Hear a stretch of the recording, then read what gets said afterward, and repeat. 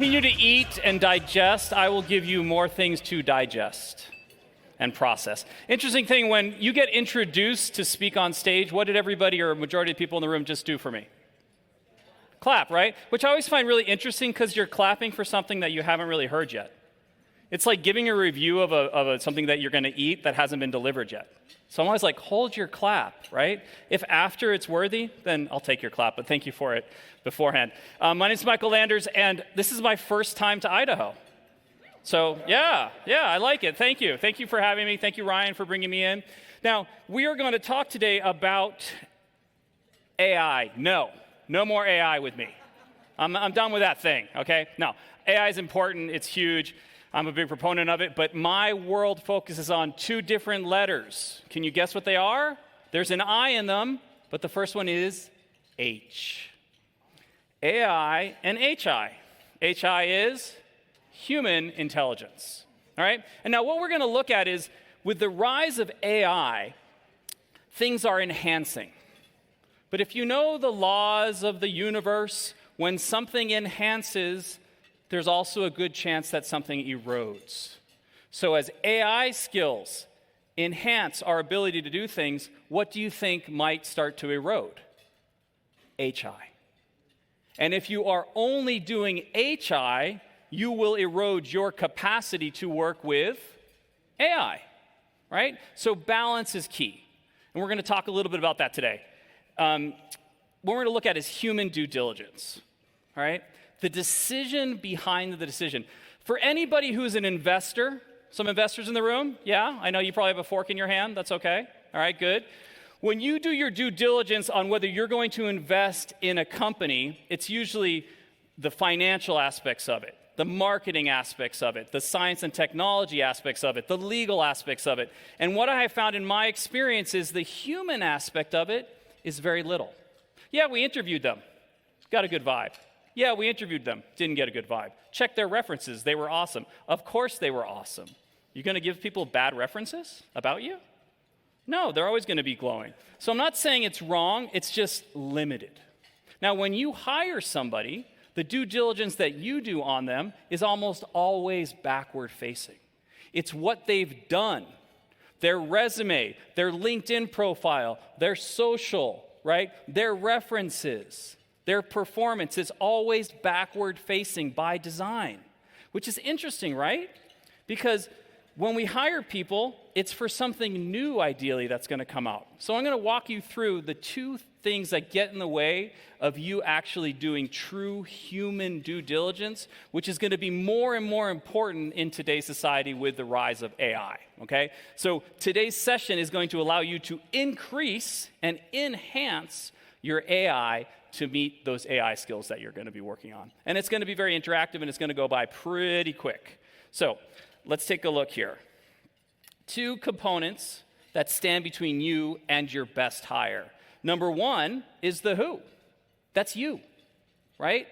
Who are you when you're assessing people? So we're going to take a look at the things that get in the way, which we call mental models, the way you see the world. When you make judgments about something, whether it's good, whether it's bad, whether it's spicy, whether people were nice or they were polite or rude, it's all comparing to a mental model in your mind. So we're going to look at that. We're going to look at biases and always the frames that shape what it is that you're going to see before you even see it. So that's the who. We'll spend a little bit of time there, and then we're going to get really into the how. How do you assess people? How do you currently assess? What is your standard operating procedure to assess whether someone's going to be successful in the job that you're hiring them for? Or even yourself as you're going through transition to become the next best version of yourself, how are you assessing your capacity? Note, not ability, your capacity to hold what is coming. All right, so we're going to look at that.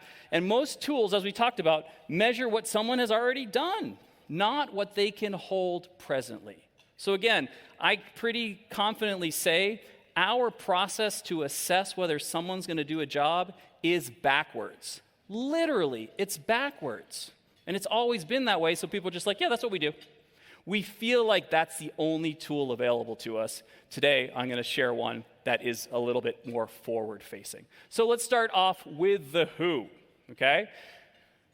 What is a gesture that means the same thing in all cultures? Wait a minute, how'd that slide get in here? No, seriously, what is a gesture that means the same thing in all countries and cultures? Okay? Now, if anybody gives me the middle finger right now, I won't take offense. It's okay, all right? But I want you to think about it, and if you don't have your hands full or you at least have one hand available, let's see it, okay? All right, I got some waves, great, excellent. I got some peace signs, beautiful. Someone's giving me the finger, F you to you as well. Thumbs up over there, wonderful. What else we got? We got some thumbs up waving, hi, okay, excellent. Good job, everybody. You're all wrong. Okay? Now, how does that feel to be wrong? Is anybody like, yes, love being wrong? Were you programmed early on in school and in your job to be wrong? People celebrating your wrongs? No. Not at all. How many people do you know in your life who are never wrong? Am I talking about anybody in the room? All right, so here's the thing. If you're never wrong, what happens? You never learn. So it's good to be wrong. It doesn't feel good to be wrong, but it actually serves a wonderful purpose. All right, so I've asked this question to over 125,000 people all around the world in the last 10 years. All right, we've gotten good data. Everyone's wrong, by the way, when they answer the question, for the most part. Really quickly, the answer is there is not one. I have not found a gesture yet that means the same thing in all countries and cultures. And I'll give you a quick little foray into some of them. When you put your thumb between your index and middle, in the United States, that means got your nose, right? Anybody do that with their kids? Oh, got your nose. Oh, where'd my nose go? What? Got your nose, it's right here, all right? Now, in Korea, South Korea, this is the equivalent of the middle finger. So if you meet some people from Korea and Idaho and you go with their little kid and you go, got your nose, don't do that. They're not gonna be happy with that, okay? In Brazil, it's good luck, all right? How about this? You know what this means? Anybody from Italy or been to Italy? Hey, va fa Napoli. Okay, like, go screw yourself, all right? Pretty much. But guess what? In some cultures, it's let's eat. In the United Arab Emirates, it's have patience. All right? Yeah, okay, how about this? Anybody? This is 5, stop, right? In Greece, this is the mutsa. This is the double mutsa, which means I throw poop in your face. Who knew? Thumbs up, good in many cultures, and others, do not hitchhike. In Iran and Iraq, you do not want to be hitchhiking with your thumb up, okay? Even something as this, right? Okay sign in Brazil, extremely rude. In Colombia, extremely rude. This is a 3-pointer. And in some parts of the United States, this is a symbol for white power. Okay, the W and the P just is. So, why do I share this with you? That's kind of interesting. You might share that with someone else. But the point is if you always thought something means something, and it has another meaning or no meaning at all, it'll challenge your mental model. Okay? Now, moving on to our next question, and this question determines whether you will get promoted at work. Again, 125,000 people, good data. What's the difference between assertive and aggressive behavior? Think about it for a second. Okay. The difference between assertive and aggressive behavior is one thing: perception. That's it.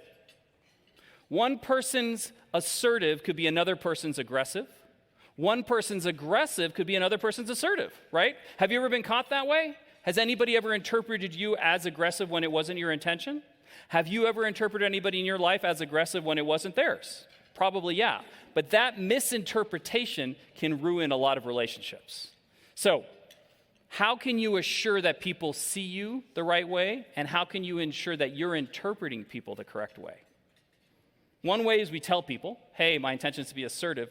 But we've done some neuroscience research in the brain and have figured out what's happening in your brain when you're met with these behaviors. And I'll do them real quick for you, okay?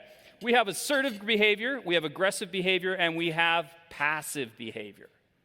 Now, something happens in your brain when you experience each one. And by the way, even though it's perception, it's still your perception of it.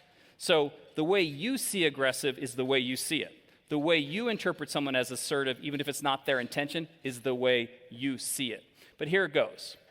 When you're met with passive behavior, your brain does one of two things. Imagine after I got intro today, this is how I came up on stage. I'm like, hey, everybody. So my name's Michael Anders.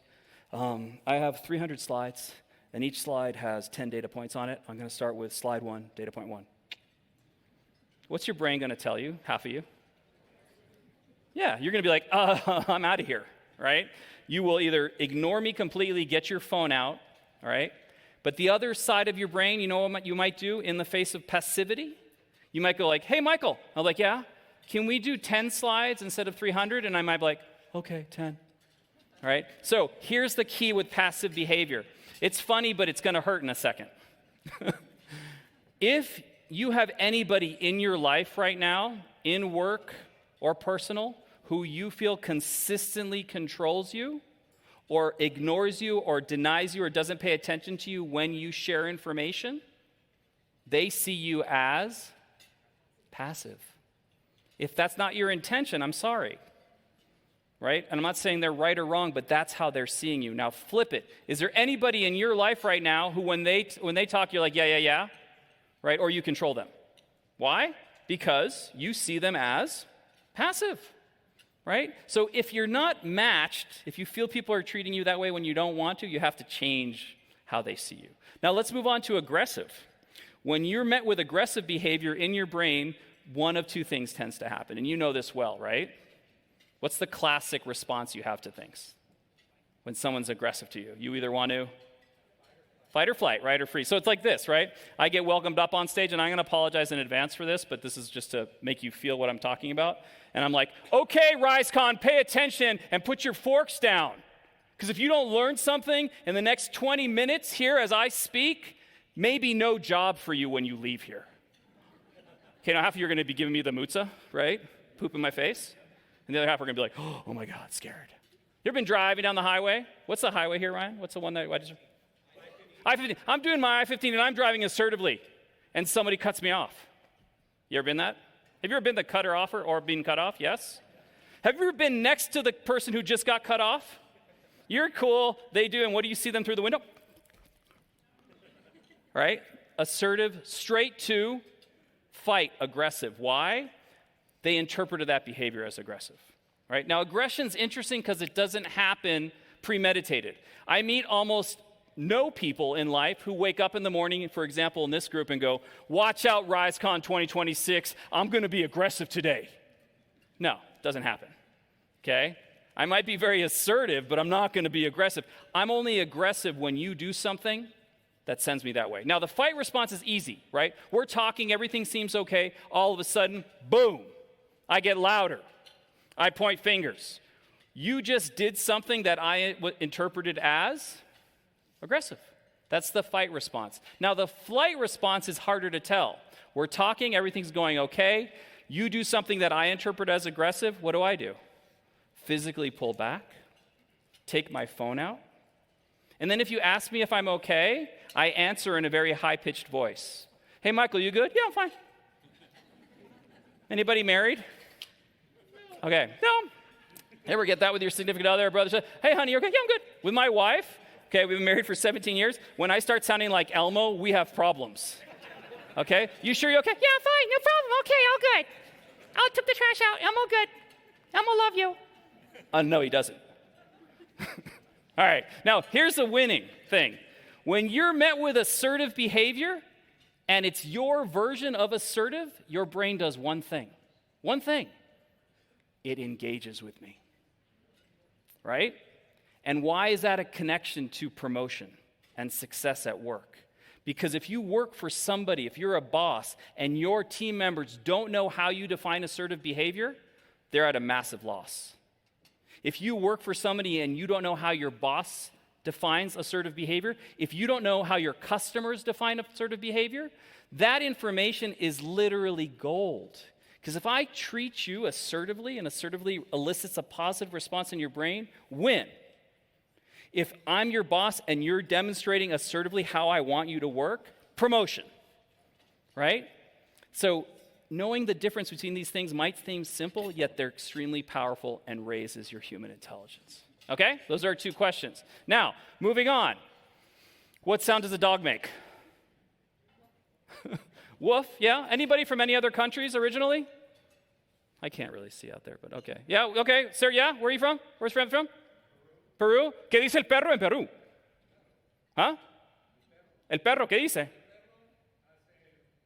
Wow, wow. El perro, the dog in Peru says wow, wow. okay? So let's take a look at it. The British like a good woof woof, right? The dog says woof woof, yeah, okay?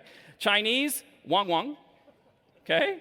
Denmark, woof woof, okay? The Greeks give you a gav gav. Indonesia, gong gong, gong gong gong gong. No joke, okay? Iran, hav hav. Italians, a bow bow, okay? Koreans like a mung mung. Filipinos, ah ah. Romanians, ham ham. Thais, hong hong. And in Japan, the dog says wang wang. But what does the fox say? Hey, kid. All right, just kidding. All right. Sorry, I'm a dad joke, my bad, okay? But this is legit, people. Is this new information to you?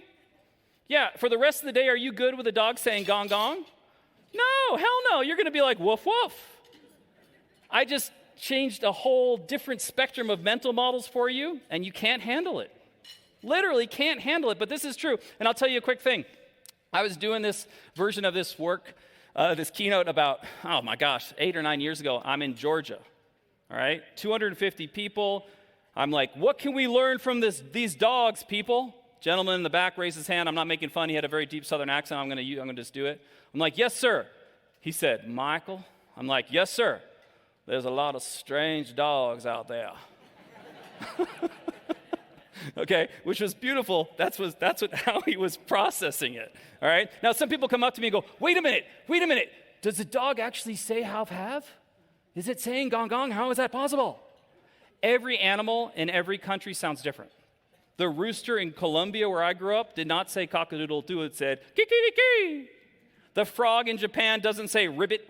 It says ghetto. Of course it does, right? But these mental models are so deep enough that when we're programmed to see it and we see it in people, it's hard for us to get out. That's why we interview the same way we've always done.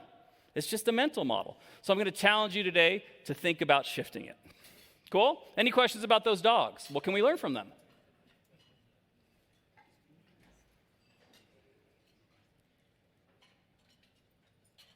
Okay, everybody felt a little awkward just there? Yeah? Be honest, okay? I just gave you the global rule of how many seconds you should wait after you ask somebody a question. Now, most Americans, we wait between 1.5 and 2 seconds. So, what brings you in today? You looking for something? Because we got a lot of stuff to sell if you want something. Right? We like to fill the silence because we're uncomfortable with it. But I'm going to give you a quick pointer.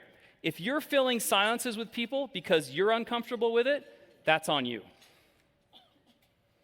If you're filling silence with customers because you're uncomfortable with it, your customer's going to see you as pushy, aggressive, not confident. All the things you want your customers to see you as, right? So we do a thing which is a 7-second rule when you're working. It's going to be tough for you all. You just had an experience of it and you didn't like it. But I encourage you to check yourself when you do ask little questions, interviewing with people, to make sure that you're not filling the silence for the wrong reasons. Again, human intelligence. Okay, cool. So, last thing here, I'm going to show you a picture and then I'm going to take it off. I want you to take a look at it deeply. I'm going to put it on for 7 seconds, and then you're going to tell me what you see. It's going to go away in 6, 5, 4, 3, 2, 1. Okay, I'm going to show you the same picture again, and I'm pretty confident enough that I would bet money on it that a good 95% of you didn't see what was on that slide. So I'm going to show it to you again, and I promise you it's the same slide, okay? Here you go. Now, right now, I'd bet 90% of you still are like, yeah, and what? Michael, what's the difference here? Okay? I'm going to show it to you once, and then 70% of you are going to get it, and then I'm going to show it to you again, and the other 10 will get it. So it says Paris in the spring, once in a lifetime, bird in the hand, right? It does not. What does it say? It says Paris in the spring, once in a lifetime, bird in the hand. Ah, okay. You see the 2 thes and the 2 a's? Why'd you miss it? Yeah, you might have assumed you've seen it before. But what this highlights is a key bias in our ability to assess people. And I could just tell you the bias the same way I could tell you the gestures, and I could tell you the assertive or aggressive. But the number one thing I'm seeing these days when it comes to building human intelligence in the age of AI, which is extremely vital, and I'm going to tell you it now, and you're going to hear it again and again, and I'm going to ask you to heavily lean into it if you want to survive and succeed in what's coming. Provide people direct experiences. Anybody can get any information from AI like that. We're seeing it today. It's awesome. But your job in our world is to provide people with direct experiences so we don't forget how to do that in connections. And so you just had a direct experience with assertive and aggressive. You had an experience with the gestures. This is the experience for me telling you what availability bias is. Again, you could go look it up. I'm giving you the experience. Why did you miss it? Okay? Availability bias estimates the likelihood of something happening based on your own personal experience or exposure. How many times in your life when you've been reading millions of words of English have you seen two articles next to each other? The, the, especially with things that you've heard over and over again, Paris in the spring, bird in the hand, once in a lifetime. How many times have you had that exposure with the two articles? 0 to 1. Of the millions of times have you seen words. If you were a fan of an obscure British band in the 80s called The, and their album was The, then maybe. But if not, your brain omits it because it has no exposure to it. And so that, again, highlights this idea of an availability bias. Now, why does it matter in when you're assessing people? Number one, the people you've seen succeed beforehand, it's not wrong, but they shape what looks right to you. That person looks right, they feel right. Maybe you're right, but it's limiting, right? Because it only happened a couple of times. What happens if it doesn't happen? Rare outcomes feel probable when they're vivid in memory. Wait, what? What does that mean? And I was thinking of explaining this to you. I was like, oh, where are we, everybody? We're in a hotel, and what does a hotel have? A casino. Anybody ever win in a casino? Okay. That's a rare outcome, by the way. Okay. But as soon as you win, and if you win recently, you are going to go back because guess what? It's probable. It's going to happen again, isn't it? No, it's not. Right? Sorry to say, it probably won't. But rare outcomes feel probable when they're vivid in memory. Oh, yeah, I hired well last time. It's going to happen. Right? Ooh, that would have been a rare experience there. You might have gotten lucky with that hire. All right, availability bias. Last year, past exposure limits your imagination of what future capacity looks like, right? So what you have done in the past, if it's been done a certain way or if you've only been limited to a certain way of seeing, will limit how you could possibly imagine the future. Now, availability bias is one. There's 150 conscious biases that we have. 150. So there's no way you're going to be not biased. It's impossible. And I'm talking about conscious bias, not unconscious bias. But availability bias and one more confirmation bias, which I will share with you after this program in a nice field note that Ryan will share with you guys, will kind of key you in on those two. Okay? All right, good. So that's the who's assessing, your mental models, how you define assertive and aggressive, where you see availability bias come out. All right? Now we're going to move into the how. And this is the real kind of interesting part. Don't discount the who. If you're a team and your team interviews people, be sure to check in with each other because everybody has must-haves and nice-to-haves, right? For me to hire someone, here are my must-haves. What about you, partner? Oh, no, those are my nice-to-haves. If we don't put those together and get clarity on them, that'll cause a mishire, most likely. So just note that with your people. Okay, now, looking at the how, as I said, most assessments backward-facing. Your resume, everything you've done. Your references, people telling me what you've done and where, right? Pretty much everything is backward facing because it has to be.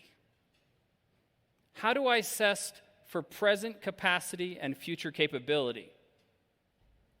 How do I do that? It's a kind of a guess, right? But I'm using the backward information to determine the future, and that's where this big gap lies. Okay? Human due diligence is such a small space in this market, and I work in San Francisco with venture capital and venture funds, and the human due diligence they do on big investments, $2 million, $20 million, $50 million, is tiny. So much so that I have a new service called humanduediligence.com. I'm not here to sell that, but I want to tell you how limited this use is. I went to buy the website 2 weeks ago, and it was available for $10. .com. Anyway. Okay, so let's take a look at it. Here's your lenses. Can you do what you've done again? That's most hires, right? And that works if the person literally is doing the same job. But that's the question.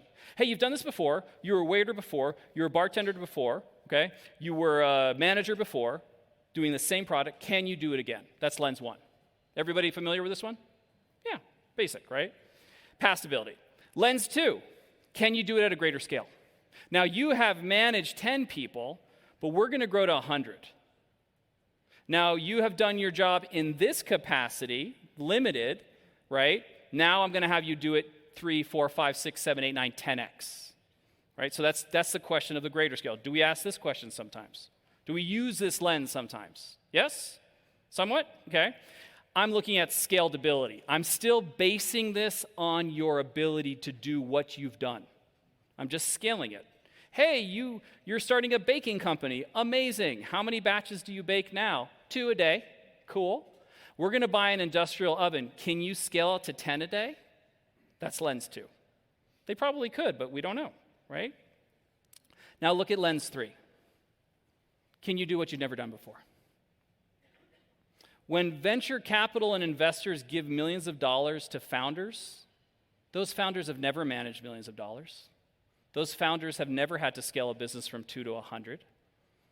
So if you're asking people to do something that they've never done before, assessing their past ability is not the right tool.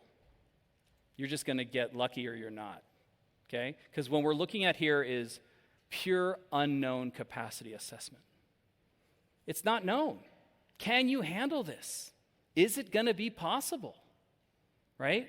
And so when we look at it, there's this model that I've come up with years ago, which is ability, capacity, capability. And I'll walk through it pretty quickly with you. Your ability is your skill. Okay? What you know how to do based on a track record. That's what the resume says. Right? And the interview kind of confirms it a little bit. Your capacity is what you can hold now, in this moment. How much of that skill can you handle right now?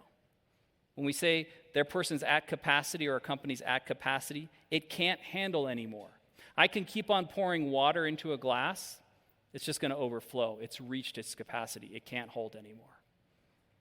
All right? So complexity, ambiguity, rise of AI, the pressure that you can carry today. Capability is what will be required in the future. All right? And when we look at that, it's future-oriented. Can you grow into what the role demands? That's really what the assessment's about. Can you grow into what this role will demand in the next 6 months, year and a half, with everything that's happening? Okay? And so one of the things that we look at, and this is a critical error, I'm going to read this twice. Reading current ability as future capability without testing capacity. Okay? Me assessing you in what you do now and thinking that that's what you're going to handle in a year and a half, when I don't even know what you can handle now. I'll give you an example to make this real. If you were a runner, a jogger, okay, and we were going to go out for a jog right now, you have the ability to run. We understand that, okay? Your current capacity is what? I don't know. Can you run 2 miles? Okay, I can. That's about it. But I'm going to need you to run 2 ultramarathons back to back. So I'm saying, oh, Michael can run. He can run 2 miles. Yep, all right, let's give him the job to run the 2 ultramarathons. That is a current critical error. You're assuming that because I can run 2 miles, I'm going to be able to run 2 ultras back to back. And what I want to assess is, where are the stress points that are going to determine whether Michael's going to be able to handle that marathon he has to run, or even a 10K or a 20K. All right, so we look at that ability, capacity, capability. All right, so when you look at somebody retrofitting a house, structural engineering, okay, they might know which buildings need some retrofit because of what a potential earthquake coming might yield. That's only on a 10.0 Richter scale, when now people are saying there might be higher numbers than the 10. Right, so we built that model thinking, oh, well, earthquakes can only get this big. Our hurricane model goes to 5. There's probably super hurricanes coming that are going to be 6s and 7s. Right? So your model is not always the best predictor, but it's what we're working with. So when you look at retrofitting your team, same questions. Okay? For the candidate, for the assessor, and for your current team. What's coming? What do we know is coming? What role, market, what's the team going to actually need in our future? What can the team hold now? Really look at it. What can we hold now? What's available to us? What is today's load limit? If you have a truck, you know the capacity that your truck can haul, right? They're usually pretty accurate. For a team, we rarely go, what's our capacity right now? And I'm not talking just about, well, we can deliver 10 and 10, that's great, but think about the person behind it too. What can that person hold now? And you meet people, you have intuition, you're like, if I push more on my team right now, I don't think they're going to make it. We're going to have to retrofit somewhere for this to work. All right? And then what needs to develop? Which abilities must grow, and can they? And that's a big question when I'm assessing for talent. If I'm looking for your future capability, I need to go, this job's going to require this, this, and this. You currently can do this, this, and this, and I'm going to need you to do that, that, and that. I have to make a decision to say, can you do it? It's a tough decision. But looking backwards to look forwards is not the best model, right? So I'm encouraging you to switch to this capacity assessment rather than ability. When you look at a job description, what's it describing? Skills that are needed for the job. Those are abilities. Rarely do job descriptions and interviews ask and seek for capacity, right? So I'm going to give you the frame here lightly. What you'll see in the follow-up document that Ryan will share is depth in terms of how you can actually put that into action for what you're looking to do, okay? I'll also be here for the rest of the day, so if anybody wants to talk to me, I'm not going to be available. No, I'm kidding. If you want to come talk to me, I will be around, so feel free to. Okay, cool. So the candidate can't tell you what their capacity is. That's your job. What the candidate can tell you is low stakes. The interview is the lowest stake thing there is, right? So if somebody doesn't do well for an interview because they have social anxiety, fair enough. But in all sake, that's the lowest stake aspect of the job is interview. All right, so your gut is a real instrument. How many people believe they have intuition? Okay. How many people trust their intuition completely, like full on? Okay. Has your intuition ever been wrong? Yes, I'm sure it has at some point, right? Okay. But yet, intuition is a real thing. And I will tell you that in the age of AI, the capacities that I'm starting to see leaders come to me for have nothing to do with technology and have everything to do with sensing, thinking, feeling. Right? Again, augmenting, enhancing human intelligence that might erode in the age of AI. One thing here I want to tell you before we close out is, if you're working with young talent or you are young talent, be very mindful of the direct experience that you can give them. Because if you've been working like myself for many years, you've built up a good capacity of direct experience. You're good at reading people.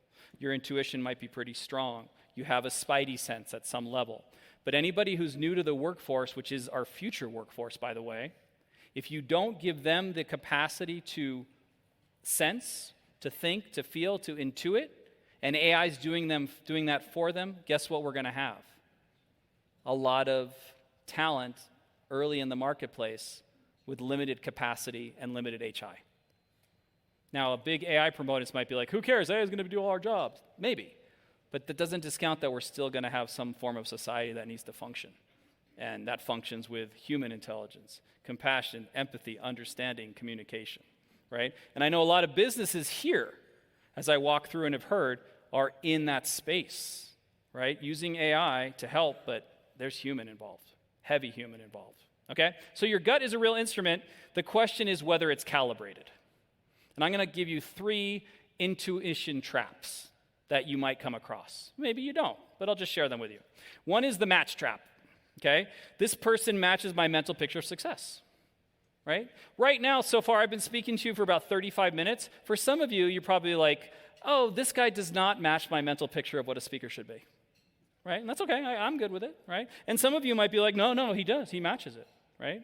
Your mental picture feels right and true, but it still is just a picture, okay? So when somebody matches, it's not evidence, it's familiarity. Oh, I like him. He's a good person.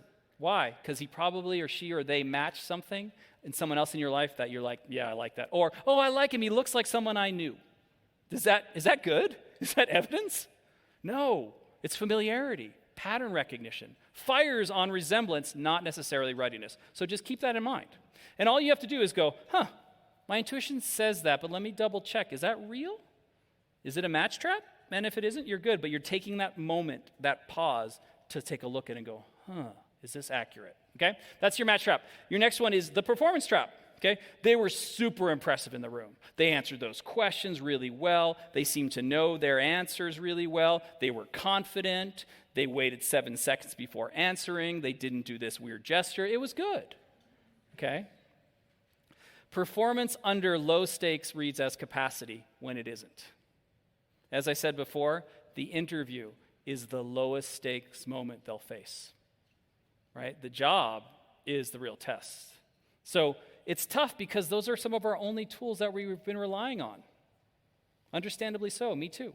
All right, so that's your performance trap. Your last one here is the narrative trap, okay? Their story makes sense, and they put it all together really nicely, right? They have a good narrative. Storytelling skills are amazing. We should enhance them. I work with that with people and myself. But guess what? They can become narrative, and sometimes that story, it's not the same as structural readiness. Just because I can tell you what I'm planning on doing, and here's my plan of action, and here's my SOP, does not mean that I'm actually ready for what's coming. It's better than nothing, don't get me wrong, but it doesn't always mean. So, 3 intuition, if you trust your intuition. Match trap, performance trap, narrative trap.